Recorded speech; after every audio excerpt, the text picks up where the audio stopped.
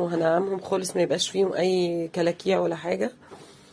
هنا بقى معلومه للبنات الصغيرين اللي لسه بيتعلموا ولا متجوزين جديد، اما تيجي تعملي اي حاجه زي كده عودي ايديكي الاتنين يشتغلوا مع بعض. يعني انا بخلي ايدي في الطبق اللي فيه ماده سايله ما بطلعهاش بره، اللي بحركها الايد التانية. البقسماط ده فيجيتار، ولو بقسماط برضو عادي، بس هو فيجيتار انا كنت منعماه. عملتهم بالطريقه دي. بصي 4 قطع بانيه طلعوا قد ايه. كفته. وكفته ممكن عايزه تعمليها صوابع اعمليها، عايزه تعمليها مبطه تعمليها، بس انا بططتها عشان انا هسويها في طاسه عاديه. ولما تيجي تحطي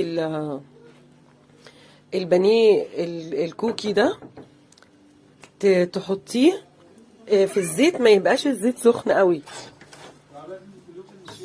ما يبقاش الزيت سخن، يعني يبقى الزيت شويه كده علشان ما تتحمرش